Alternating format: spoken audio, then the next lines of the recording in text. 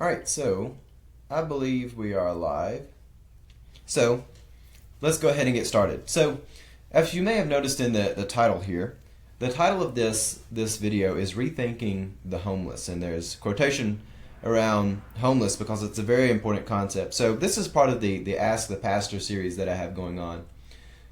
And I got really two questions, and I'm hoping to wrap all that up with this. So today I really want you to keep an open mind as we discuss two ideas, and it's really important that we clarify that these are two separate ideas.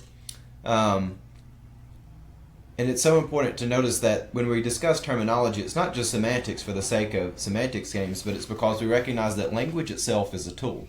And language is really a tool for us understanding ideas. It's sort of like having canvas and other materials in which one would make a painting, such as the one right above me here.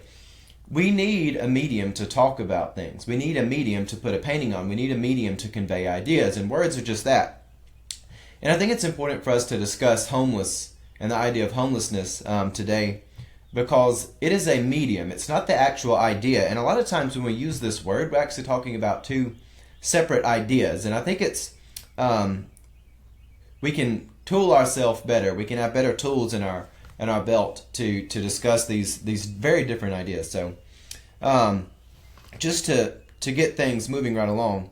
So the word we're going to talk about today is homeless.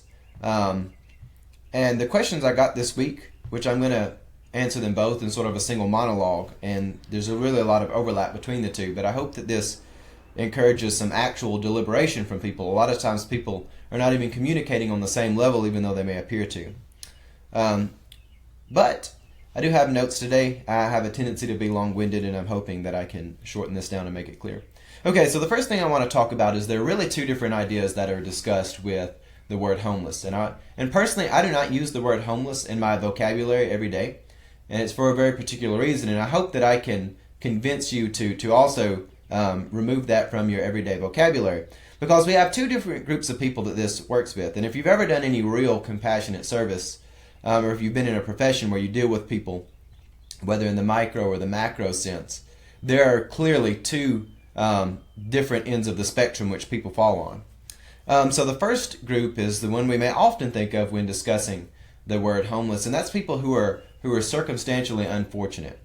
They have situationally lost their residency, and in other words, these are what I would call the circumstantially unfortunate. So you have one group of people who is legitimately unfortunate. And we are alive, so you may hear some outside activity. So the second group is the voluntary vagrant. Now, I know a lot of people are going to be really upset that I talk about this, because people are manipulative, and even people who push policies are manipulative, and they try to talk about the unfortunates to really pass something for the people I classify as voluntary vagrants. So the second category, and here are the two ideas.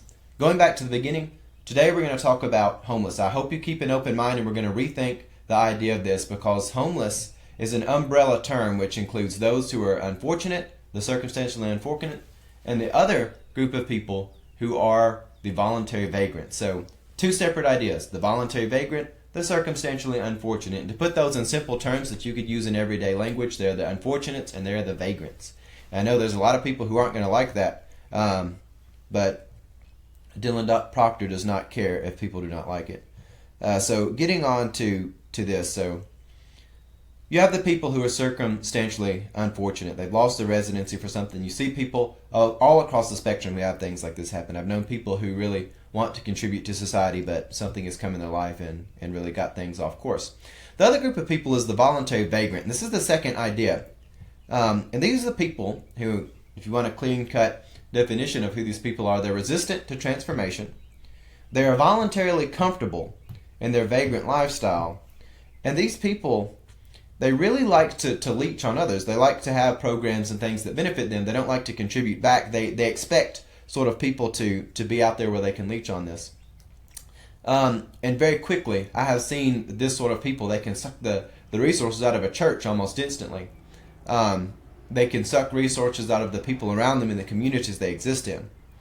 So the question that I got this week, the first is, I've been told I'm hateful because I oppose a community for the homeless, but I have real concerns. I know that's more of a statement than a question, but it's what was presented to me. And the other one was, where does transformation fit into my personal identity? And the context of that question was, I want to be compassionate with the world around us. I've been reading the New Testament. I see that Christ is about love, but in response to some other things that personally I, as a minister, have been talking about, they said, well, what is the deal with transformation? How does that fit in there? And so the context of that second question was, I want to do compassionate ministry, but how do I do that and be a person of transformation? And the first question is, I've been told I'm hateful because I oppose a community for the homeless. So I really want to start by saying I don't like the term homeless. I really hope this video can help convince you to drop that from your language, because it's a very manipulative word by its sense, because it's an umbrella term for two completely different ideas. You've got people who are in legitimate need, who actually want transformation. They want to get from their state of being homeless without having a really fixed residency. They want to get from that to somewhere better. The other people, the voluntary vagrants, are quite comfortable in this situation. In fact, they're completely resistant to change from that. Specifically, this question was posed about some things going on currently in the Nashville area. And anyone who knows Nashville, we actually have some pretty good programs to deal with people who fit on both ends of the spectrum. And people who don't want to be a part of these programs, there's usually some reason. They don't want to apply by the rules. They don't want to give up something in their life. They don't want to actually change out of their vagrant lifestyle. They're voluntarily comfortable there. Now, they may have some sort of mental issue going on there, and they may have something else which is causing them to have that disposition. But in reality, the functional truth of it is that these people are comfortable in a scenario where they are leeching off of other people, and they are not going to do anything to change that. So, just talking about this, there are people out there in our world, maybe you see them on TV, maybe you see them on the internet, maybe you just know them, who talk about the homeless and saying, we've got to have people to help the unfortunate. But they always use the term, they use terminology in such a way that really blurs the line between these two ideas. This is why I don't like the term homeless, because it blurs the line between two ideas. And a lot of times people will play a bait and switch game with this. They'll say, oh, there's people who are unfortunate. They'll pull out some maybe they've got some sort of anecdotal evidence. They'll come in and say, well, look at this person who was so good, and now they've lost everything. And they love to play the story, and maybe it's because I'm not a very emotionally driven person that it's easy to see through this, because they pull out this story, but they switch it with the people who are voluntary vagrants. They say, well, we've got people here, so we need a program that will help these people, but really they're planning on helping a totally other group of people. Either that or it just happens over time. Maybe it wasn't even intentional.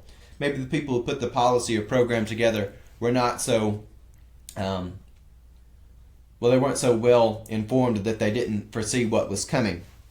Because I do think some people have their hearts in the right place when they put this stuff together. So we really need clear terminology, because it's not just about semantics, it's not just about a word game, but it really is a battle of ideas. We need to have clear-cut distinctions in our minds between the people who are circumstantially unfortunate and the people who are voluntary vagrants. We need this difference heavily in our mind. And a lot of times people who do the manipulating and they play this sort of bait and switch game, they say, oh, you're hateful if you try to clarify this. It's interesting. Most of the people who are slinging around words like saying you're hateful for opposing the homeless, their whole argument is based on as little information as possible being shared. They don't want people to realize that a lot of these people are willingly comfortable in their antisocial conditions that they live in. And yet, at the other hand, there are people who say, I have legitimate concerns, because they see the difference. A lot of times I think people see the difference, even if they don't have the terminology to discuss it. So back to the word homeless, I think it's an intellectually dishonest or an intellectually deficient term, by definition, because it fails to distinguish the two groups of people. And I think a lot of the people who are being manipulative out there in the world are either intellectually dishonest or intellectually deficient when they use this term to try to create policies and programs. Now, that being said, I don't think the everyday person who uses the term homeless is either intellectually dishonest or intellectually deficient. I think they just haven't taken the time to develop, or maybe they haven't had the opportunity or the initiative to realize they need better words. I think just people haven't made that shift yet, but I think people do need to make that shift. I think if we're going to clearly address the problems in the world, we have to correctly state the problem that we're dealing with. We can't be intellectually dishonest or deficient when doing that, and we need clear-cut ideas. And I think most people are receptive of that. I think people can see the reason in that when they have the information correctly presented to them. So we need this because I think it's so manipulative to use the word homeless, because it's a bait and switch tactic. It's talking about two different ideas. It'd be like having two paintings painting on top of one another, and you trying to see which one is clear. Like, for instance, I've got a picture of what the Jolton Church of the Nazarenes building originally looked like. If I went up there and just took that painting down and botched it, went and got some more paint, and I said, I want a picture of our coat of arms. I'm going to paint that here on top of this. Well, then you'd have two completely different ideas trying to be conveyed on the same medium, which is not always the best thing. So it is really important that we understand that there are two different terms, two different types of people. I encourage you, and I hope that you will move away from calling people homeless, but being specific. Is this person situationally unfortunate, or is this person a voluntary vagrant? Because they behave and function differently. One is open to change, one is resistant to it. So, going back to the idea that just because someone says you're hateful doesn't actually mean you're hateful. There's actually a pretty simple standard for whether you're a hateful person or you've done a hateful act. It's by asking yourself, am I hateful? Did I do a hateful act? It's not whether or not somebody else interpreted it that way. That's illogical and ridiculous that your personal motive can be modified by someone else's interpretation of things or someone else's desire to manipulate things. A lot of times people say, well, I interpreted it that way, when actually the truth of the matter is they're wanting to manipulate you. They're not actually wanting to. It's not as genuine of a misinterpretation or a misapprehension as it may be. It's usually somebody with the intentions of manipulation. Just because someone labels you as something doesn't mean it's true in the least bit. Just be a genuinely good person and you probably won't have to worry about that. Well, you probably will have to worry about that, because the manipulators, the people who are viciously intellectually dishonest and deficient, who rely not on legitimate deliberation and discourse, but they rely on buzzwords and emotions. Those people aren't really set up for the honest plan that we need for society. So back to the idea of the second part of this question, which is, I want to do compassionate things. I want to be in compassionate services, but the problem is I see this love, and Christ is all about love. Well, how does transformation fit into it? Well, I would say a lot of people will justify dealing with the unfortunate and the vagrants the same by pointing to Christ and say, well, Christ was love. And that's completely true, but I would also point at Christ and say, well, Christ is also definitionally the Logos. He's definitionally the Logos of God. In other words, the sort of mechanism which can transform chaos into order. Whenever you see Christ deal with people, he didn't come up to people and be an enabler and say, well, I'm going to give you a big hug and I'm going to set you up a place to do, but you stay exactly how you are. No, Christ came up to people and said, look, you've got something in your life which is terrible, on whether the end of the spectrum that may be, whether it be a personal problem, a health problem, you name it. He said, I want to bring transformation to you. Are you willing to have transformation? And if so, be transformed and come live a new life. And this is not always just on, out there metaphysical things. A lot of times this is on like real life problems people have.